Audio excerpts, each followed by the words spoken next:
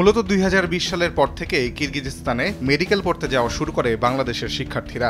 দেশের তুলনায় খরচ কম হওয়ায় অল্প সময়েই মধ্য এশিয়ার দেশটি চিকিৎসা শাস্ত্র পড়তে পছন্দের তালিকায় উঠে আসে বাংলাদেশিদের কাছে। বর্তমানে কিরগিজস্তানের রাজধানী বিশকেকে ৭টি মেডিকেল বিশ্ববিদ্যালয়ে ১২০০ বাংলাদেশি শিক্ষার্থী রয়েছে। বাংলাদেশ ছাড়াও ভারত, পাকিস্তান, তুরস্ক ও মিশরের প্রায় ১২,০০০ শিক্ষার্থী অধ্যয়নরত কিরগিজস্তানে। তবে গত ৪ বছরে বিদেশি শিক্ষার্থীদের ওপর এমন হামলার ঘটনা ঘটেনি।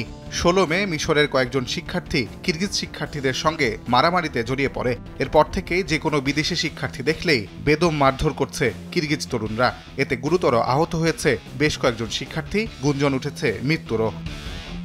গায়ের রং দেখে কিরগিজ তরুণরা হামলা চালাচ্ছে বিদেশি শিক্ষার্থীদের ওপর, যেখানে বাদ পড়ছেন না নারী শিক্ষার্থীরাও। কিরগিজ স্টেট মেডিকেল একাডেমির বাংলাদেশি শিক্ষার্থী অনন্যা জানালেন, রাস্তায় তো বটেই, হলে ঢুকেও হামলা চালানোয় আতঙ্কিত হয়ে পড়েছেন সবাই। নগদে ৫০০ টাকা বা তার বেশি পেমেন্টে পেতে পারেন ঢাকায় জমিসহ ২০ কোটি টাকার পুরস্কার। আমি কিরগিজ স্টেট মেডিকেলের শিক্ষার্থী। এখানে এদেশের স্থানীয় বাসিন্দারা, ফরেন যত আছে, ইন্ডিয়ান, পাকিস্তান, বাংলাদেশি সহ আরো অনেকগুলো দেশ, প্রায় 10টা কান্ট্রির স্টুডেন্ট, তাদের যেখানেই দেখছে সেখানেই মারছে। কেউ এখানে নিরাপদ না। এখানে প্রায় বাংলাদেশি মেডিকেল স্টুডেন্ট ১২০০-র বেশি। কিরগিজস্তানে বাংলাদেশের কোনো দূতাবাস নেই। উজবেকিস্তানের রাজধানী তাশকেন্ট দূতাবাসই দায়িত্বপ্রাপ্ত কিরগিজস্তানে অবস্থিত বাংলাদেশিদের জন্য। ইতোমধ্যেই বিশকেকে বাংলাদেশি শিক্ষার্থীদের জন্য সতর্কতা নির্দেশ জারি করা হয়েছে। হোয়াটসঅ্যাপ গ্রুপের মাধ্যমে শিক্ষার্থীদের সঙ্গে যোগাযোগ রাখছে দূতাবাস। তাশকেন্তে বাংলাদেশ দূতাবাসের মিনিস্টার জানান, কিরগিজস্তানের পররাষ্ট্র মন্ত্রণালয় এবং পুলিশের সঙ্গে সার্বক্ষণিক যোগাযোগ রাখছেন তারা।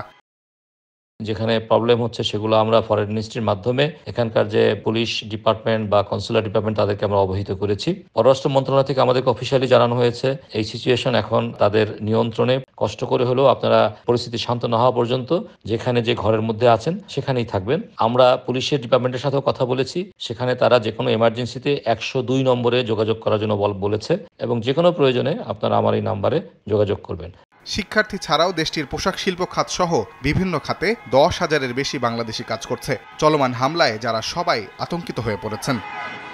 তাজওয়ার মাহমিদ, সময় সংবাদ।